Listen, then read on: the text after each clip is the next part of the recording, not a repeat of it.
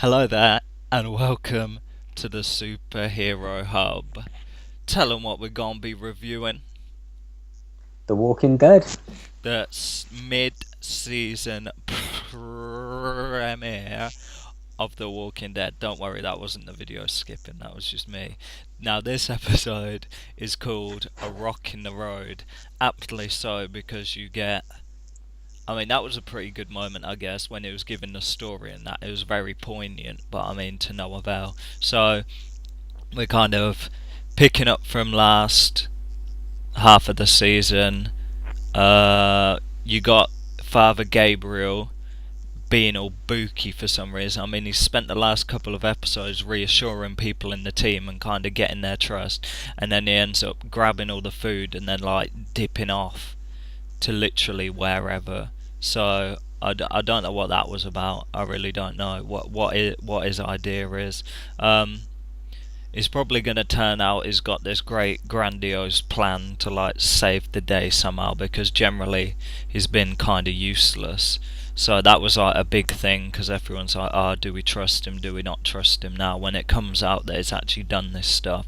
But to be honest, I think I think he's got a plan, so I'm not going to be untrusting. I'm just going to let him do his thing. Okay. I'm gonna put my cards on the table. I haven't seen the show in about 4 years, so I don't even know who this Gabriel guy is. Oh, But is whack. yeah, is he a good guy? Is he a bad guy? What? He's What? a good guy, but he's just whack. You know what I mean? He don't really do much, and then if he like has to do anything, he just like kind of preaches the Bible to get out of it. So it's just like, oh, whatever. But sometimes he do. So he's done booky things and that, but it's just because he's kind of spineless. But now he's kind of trying to gain people's trust, because people were kind of looking at him like, yeah, this guy's whack or whatever. And it's just like, whatever, don't trust him because he's a coward and he'll probably save himself. So now, obviously, he's pulled this one. There's a lot of kind of confusion as to what's going on. So you've got, as well as that, you got the people that this Gregory guy, like when he started talking, the old guy at the Hilltop Colony who they were asking for help. He was kind of, I thought, oh, this guy's whack, I'll punch him in the face, you know what I mean, he's well known, I'd like to just get his head and smash it in and that. And then like he started like mugging the people off, he was Yeah, calling I like, thought it was funny. I liked him. that's what I mean, I started to warm in that moment. It was annoying me for the first like 30 seconds of the speech, and then it was like, excuse me, Margaret, and then I was just like, yes, as if he just called Maggie Margaret. That was jokes. So he started mugging him off. Is really kind of lucky to be alive, really, because he's kind of abrasive, and I mean, if I was with them, I'd kind of just kill him and that. I don't know, but I mean, I lack control, Maybe, I but guess. I like him. I think he's enjoying the team. I thought it was fun. It's funny when he mugs people off, but when it like kind of cool mugs people off, but then when he talks and that, and he starts talking and talking, he kind of he gets a bit annoying. It's just like just an annoying guy. You'd look at him and you'd think it'd be so easy to just beat the chutzpah out of him and then just like smash his face in. So I mean, pretty much the whole episode was trying to go around convincing people to fight, and I mean they kind of fell on their feet, landed on their feet, if you will. You know, they come out of the building, the Hilltop Colony like main mayor office or whatever. They come out of there, and then you've got all the townspeople like, yeah, yeah, yeah, we'll fight, and it's just like, well, you guys are going to be killed pretty quick and that. But I mean, Oh, sure. Yeah. yeah, but I mean, They're the red shirts, huh? yeah, any one of them who survive are kind of be grateful that they're alive. They'll be like, oh my god, I made it, what a surprise. And it's like, indeed, what a surprise. So moving on from that, they're leaving there. It's like I think they're quite paranoid at the moment. They think people are watching them because like Gregory's like, oh, let's pretend this conversation never happened. Leave out the back. It's like I'll assume they walked through the front to get in there. So like if anyone's watching them, they know they've gone into the building. So leaving out the back's just going to be even more confusing. So that was a pretty dumb thing. So Are they all scared of this Negan guy? yeah, because he popped How Glenn. how powerful? How powerful is this dude? Does he know everything that happens? Um, it's kind of like think like Al Capone or whatever is like kind of in Yeah. charge of the saviors, um, and they run like a protection racket. They go to these different places and they're like, "Yo, give me half your food and half of your supplies and stuff as tribute, or we'll just slap you up." And like Negan goes around and like baseball bats people, like pretty bad, and that he smashes their skulls and kills them. So everyone's kind of scared because like their people go around like killing. You know what? If you don't agree, then he'll just send the saviors in or come in himself, bash up the team leader, and then kill everyone else. But I mean, they're pretty violent. They don't rape. I mean, he abhors raping and stuff like that. But like everything else, like you butcher people, shit like that. I mean, it's all good. Go around and do it. So everyone's kind of scared of him and is kind of ruling with an iron fist. So obviously they're scared if they like the Hilltop are like scared that if they kind of rebel against him, then they're all going to get butchered. Which I mean is probably what will happen. I mean if they do get caught, but obviously, whatever. So I mean, if we're being honest, they probably will be butchered anyway, won't they? Regardless. yeah, but they'll feel You know, that's how this show goes, isn't it? yeah, they'll feel better because they're fighting for something though. It's like yeah, Suppose. you're gonna be battered. So yeah, so now they've got the kind of Hilltop Colony on side. Then they leave there. They're going down the road, and then they kind of come across the roadblock, and it's like that. Well, don't they get to the king first?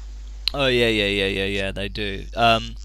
So they kind of you This now, for other guy who hasn't seen the show in a few years, this is a real change. Last I remember, we were dealing with the governor and whatnot, and it was still a show mainly about zombies. hmm Now there's a dude who's a king of a colony or something, I guess. yeah. It is kind of the leader, like Rick's the leader of Alexandria. He's kind Yeah. of the leader of like the kingdom. So I mean, I think it's literally what he tells people to kind of make them feel better. Like everyone's kind of got a thing, so it's like, "Oh, call me King Ezekiel," and he kind of talks in that kind of manner and that. But it's just like a character, I guess, because really is like an average guy. Is like a cleaner at the zoo, a zookeeper. And then he saves the tiger, and then like he's just wandering around and stuff like that. And then I think people look at him like, oh, this guy's got a tiger and that. He's got to be like something special. So they kind of rally behind him and is like, just call me King Ezekiel.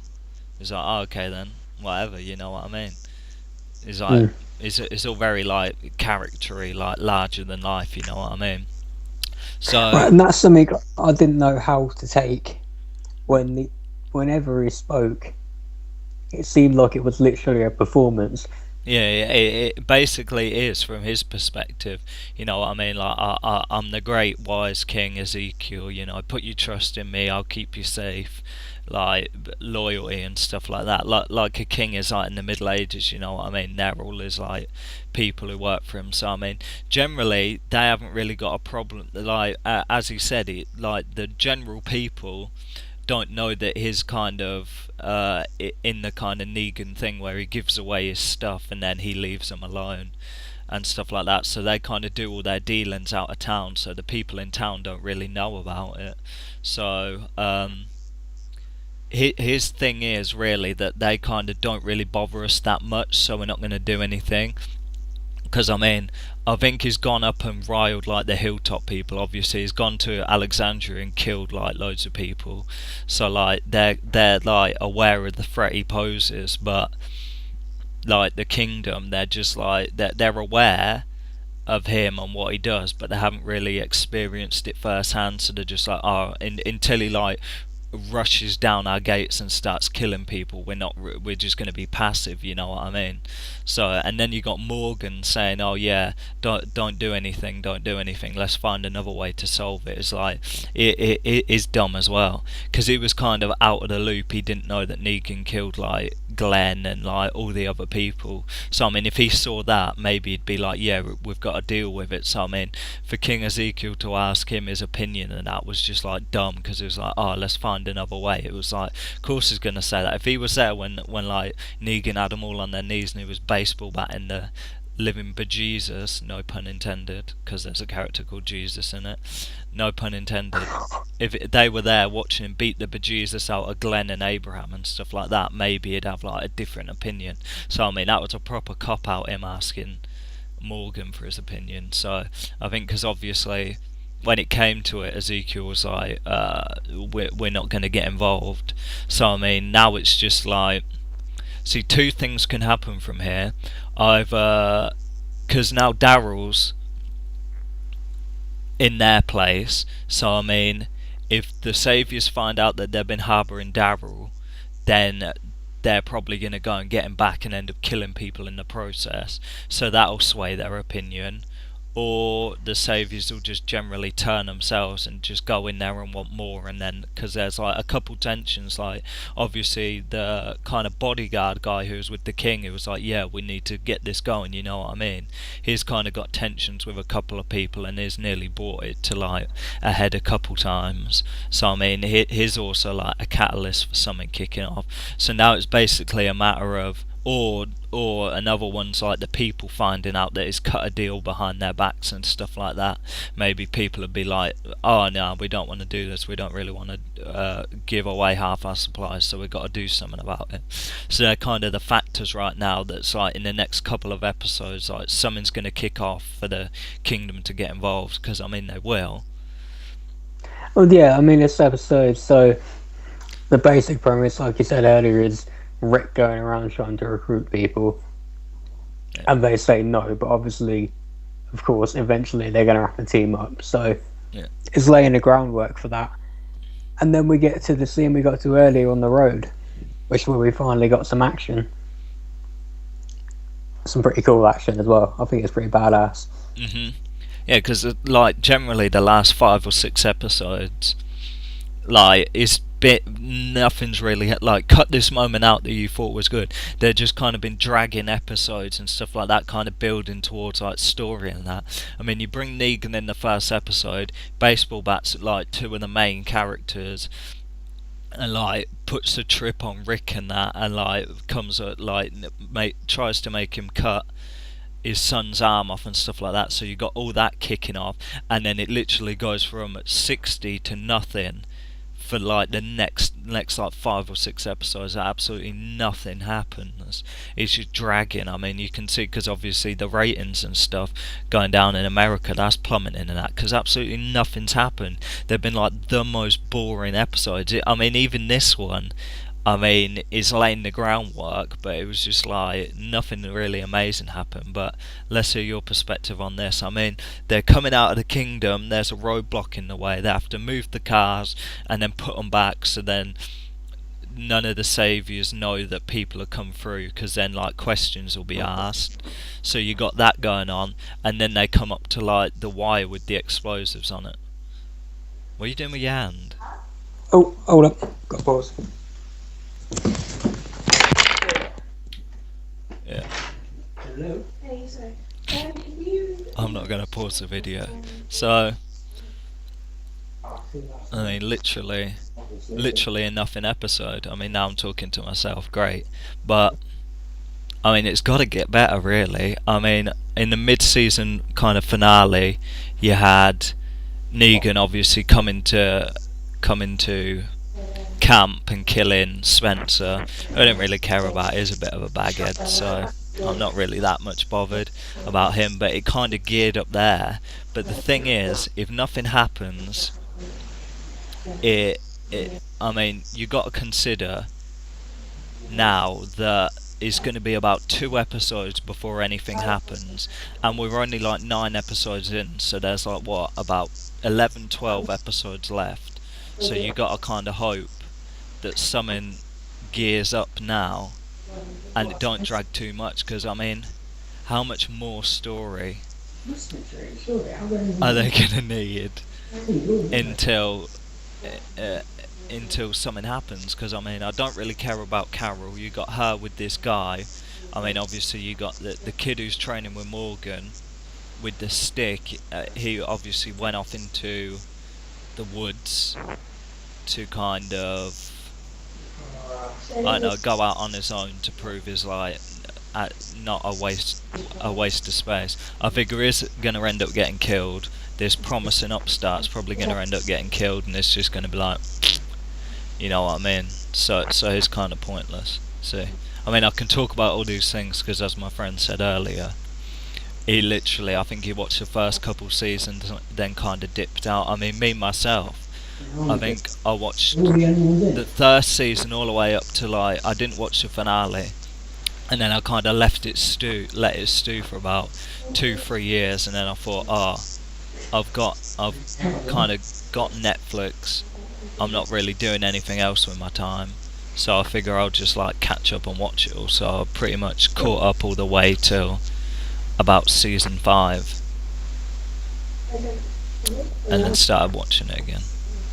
So yeah, that's kind of my backstory with The Walking Dead. But I mean, is it the premiere episode of this season got about 17 million viewers, and then completely like is dropped by about 6-7 million now. I mean, the episodes are dragging, the ratings are just like. So I mean, what the writers were thinking to kind of do such a high octane episode the first time, and then just have it literally like slide all the way down to nothing for these episodes is just ridiculous. I'm back. Right, cool. So yeah, I was just telling the viewers about my kind of overrun of the past like season or whatever. Oh yeah. Oh yeah. Yeah, literally talking. It was cool. Some one-on-one time with the viewers. They could imagine themselves in that space where you are. So Right, where were we? yeah, you were about to explain why that thing on the road was so amazing. So they clear the roadblock, then they've got to put it back so no one knows what's going on. Hit them with the hind. Yeah, so I thought it was a cool build-up, because one thing I remember from watching the show was a lot of the times they get stuck in a situation where there's a massive horde of zombies, and I was always like, how are you going to get out of this? I remember the first season they did the thing where they took the guts out and they put it on themselves like Shaun of the Dead or something. Yeah, I've done that a couple times. Have they? So I wondered how they do it. I think they worked out a pretty cool action scene with the wire and whatnot. It reminded me of there's a very bad movie called Ghost Ship, I want to say. Yeah, I think I've heard something about that. Yeah, with the one from ER and The Good Wife and whatnot. And it's a bad movie, but the beginning was cool because they did some of the thing. It was on a ship, obviously, and they had a wire and it cut everyone in half. And it was very similar here. It was a cool action piece. They probably spent some money on it. I think it looked fun, and I think the episode needed it. Yeah. Like I say, it was very talky. They needed to bring something out of the bag, and they did it. I thought it was fun.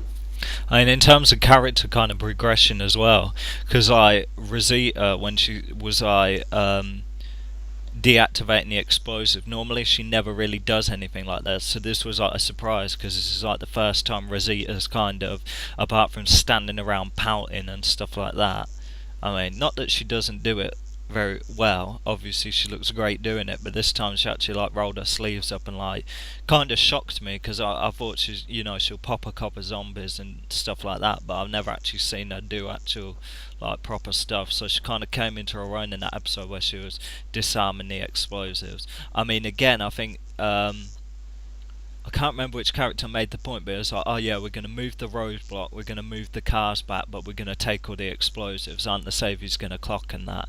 But it's just like... The Jesus guy, isn't it? Yeah, that's what I was thinking. Delivering his gospel. Why move the car and take up the explosive?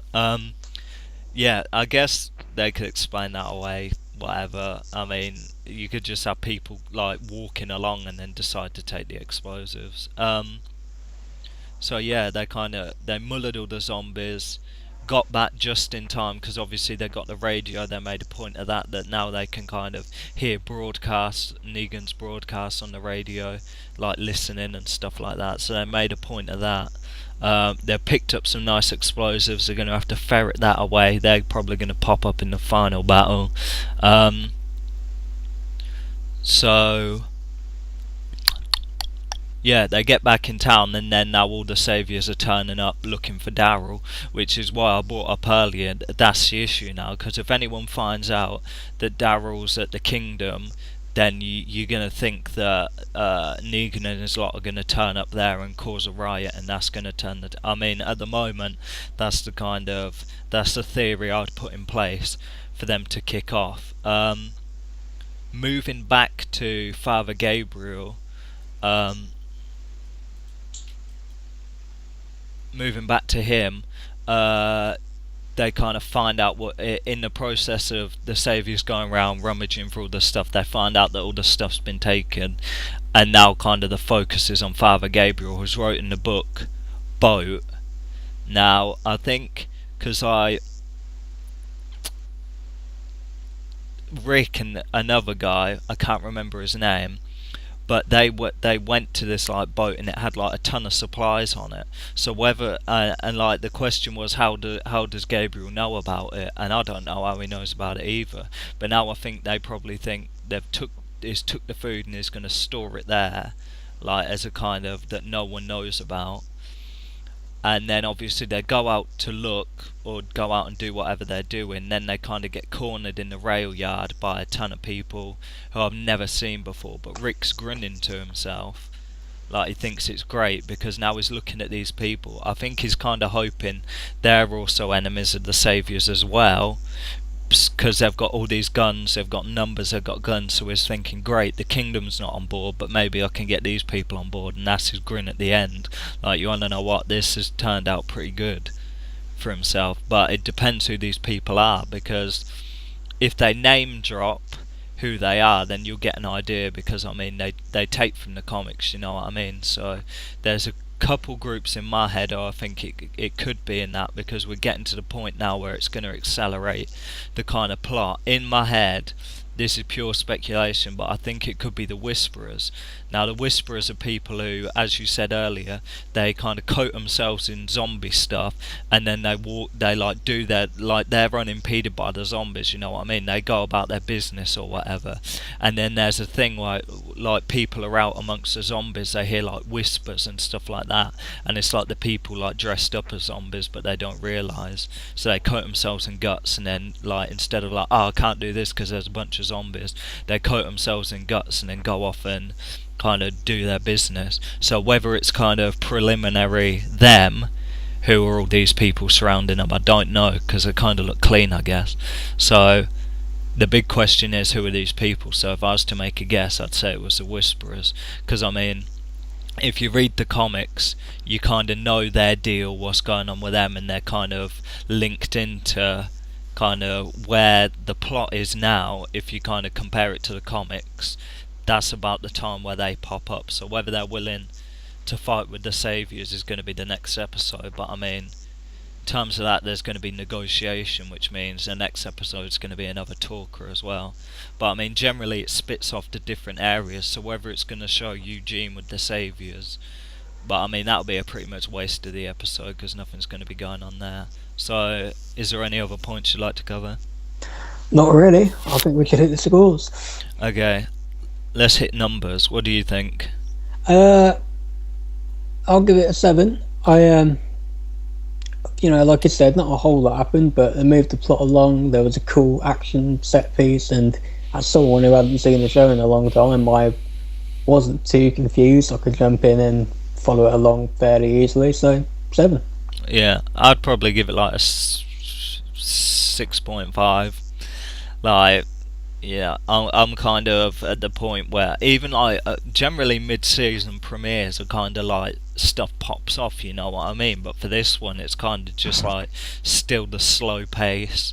So it's just like, yeah, I'm kind of waiting for it to gear up. But I think the writer shot himself in the foot with the first episode of season 7, where they kind of knocked it all the way up to 100 mile per hour, and now they've literally slowed to nothing for the rest of the season. So maybe they're gearing up to this big, massive fight. But I mean, for me to kind of have my faith restored, as it were, I need about 5 or 6 strong episodes back to back, where I can be like, right, you know what I mean? Because if it's like this for the next, like, however long, to like the last 2 episodes where finally it kicks off, then to be honest, I'm gonna be quite disappointed. So that's our review of the Walking Dead mid-season premiere, season 7, A Rock in the Way. I think that's what it's called. So Close enough. I'm Sam, I'm Matt. and this has been the Superhero Hub.